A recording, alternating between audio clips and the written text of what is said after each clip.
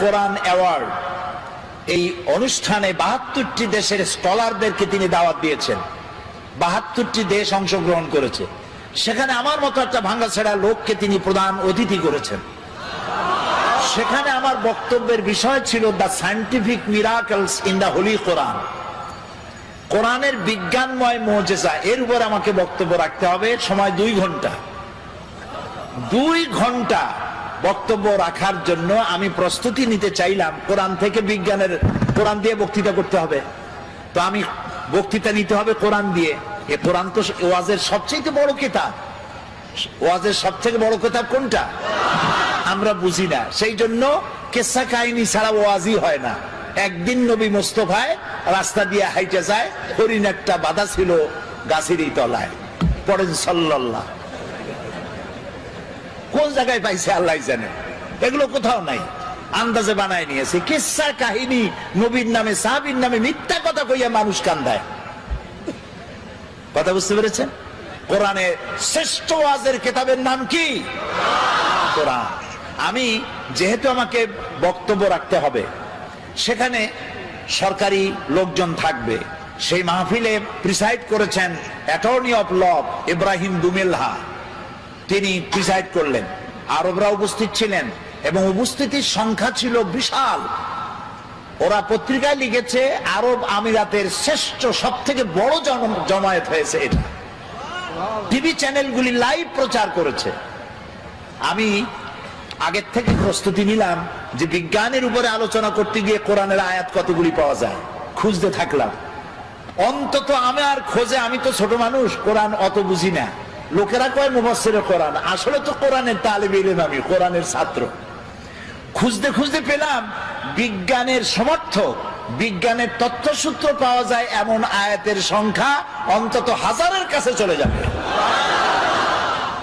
এই যে চাঁদ, পূর্ণিমার দিন আমরা চাঁদ দেখি, পূর্ণিমার রাতে চাঁদ দেখেন না? এই চাঁদ আলো দেয়। আজ থেকে 100 বছর আগে মানুষের ধারণা ছিল চাঁদ নিজেই আলো দেয়। আর ছোটবেলায় দাদা নানা নানি তারা বলতো, দাদু মনে বুঝছো? বলে কি? কই যে চাঁদে কালো কালো দেখা যায়, ওটা কি জানো? বলতাম না, জানি না তো।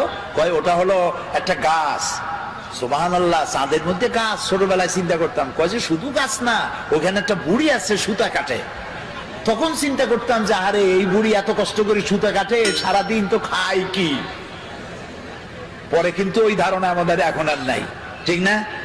ভূমিকম্প সম্পর্কে প্রশ্ন করা হতো, ভূমিকম্প কি জানো? বলতাম না, জানি না তো। যে একটা গরুর 2টা শিঙের পৃথিবী। শিং যখন ব্যথা করে তখন এক শিং থেকে আর এক শিঙে যখন পাল্টায় তখন পৃথিবী কাঁপে ওঠে। চিন্তা করতাম, ওরে বাবা, গরুটা কত বড়, শিংটা কত মোটা। এখন কি তাই বিশ্বাস করি? করি না। আজ থেকে 100 বছর আগে ছিল চাঁদ নিজে আলো দেয়। কিন্তু পরবর্তী সময় বিজ্ঞানীরা আবিষ্কার করলো যে না, চাঁদ আলো যেটা দেয় ওটা ধার করা আলো, ওর নিজের আলো নাই। এই কথা বিজ্ঞান আবিষ্কার করলো এই 100 বছর হলো।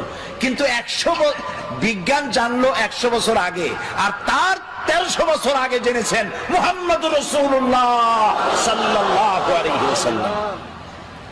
এই কোরআনে সূর্যকে বলা হয়েছে শামসুন। কোরআনে সূর্যকে কি বলা হয়েছে? শামসুন, সিরাজুন, ওয়াহাজুন, দিয়াউন। এর অর্থ কি? সিরাজ, শামস, দিয়া, এক একটার এক একটা অর্থ আছে। কোনটার অর্থ হচ্ছে প্রদীপ্ত প্রজ্জ্বল, কোনটার অর্থ হলো উত্তাপ সৃষ্টিকারী, আলো বিকিরণকারী। এটা হলো সূর্য। আর চাঁদের কথা যখন আল্লাহ বলেছেন তখন বলেছেন কামারাম মুনিরা। কামার মানে চাঁদ, মুনিরা মানে আলোক প্রাপ্ত।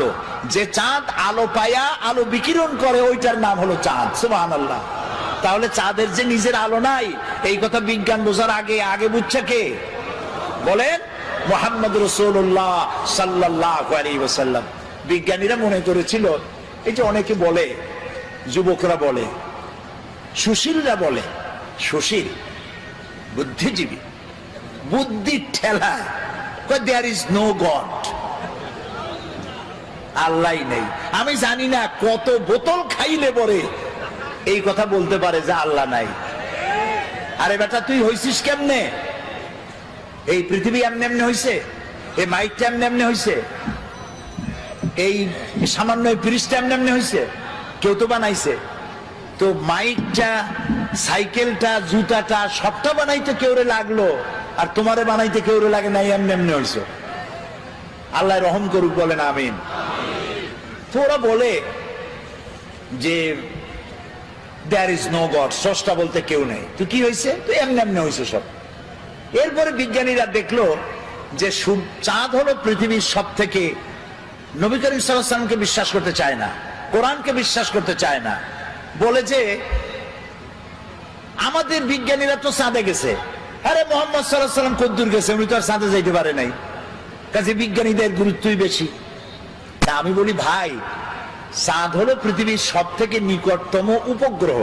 চাঁদ হলো পৃথিবীর মাটি থেকে 2,32,000 মাইল দূরে।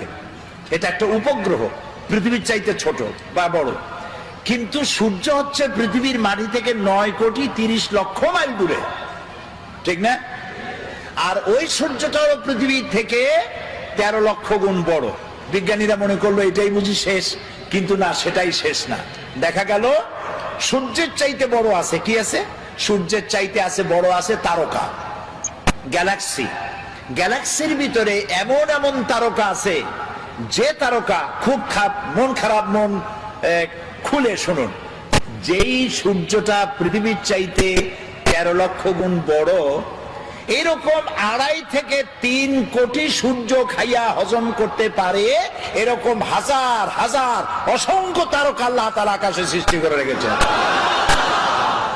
বিজ্ঞানীরা মনে করলো এই তারাই তাহলে বড়, কিন্তু পরবর্তী সময় আবিষ্কার হলো না, তারাই বড় না, ওর থেকেও বড় আছে। ওর থেকে বড় কি? ওর থেকে বড় হলো ব্ল্যাক হোল। ব্ল্যাক হোল হচ্ছে অন্ধকার কূপ। এই অন্ধকার কূপটা এত বড় কূপ যে তারায় 2.5 থেকে 3 কোটি সূর্য খাইয়া হজম করতে পারে। সেই তারা ঘুরতে ঘুরতে যদি ব্ল্যাক হোলের রেঞ্জের মধ্যে এসে যায়, তাহলে এই ব্ল্যাক হোল আপনি যেমন চকলেট চুষে শেষ করে ফেলেন, তার থেকে দ্রুত সময়ের ভেতরে ওই তারা চুষে শেষ করে ফেলে দেয়। এই কথা বিজ্ঞান জানলো সেদিন। আর আল্লাহ রাব্বুল আলামিন বিজ্ঞান জানার 1300 বছর আগে আল্লাহ রাব্বুল আলামিন বলছেন, ফালা উকসিমু বিন নুজুম, সেই তারকাসমূহের শপথ, সেই তারকাসমূহের শপথ করি, যেই তারকাসমূহ নিপতিত হয় যেখানে। ফালা উকসিমু বিমাওয়াকিন নুজুম, তারকাসমূহ নিপতিত হয় যে জায়গায়, সেই জায়গার শপথ করি। তো তারকাসমূহ নিপতিত হয় কোথায়? ব্ল্যাক হোলের মধ্যে। সেই কথা আল্লাহ তাআলা 1400 বছর আগে বলে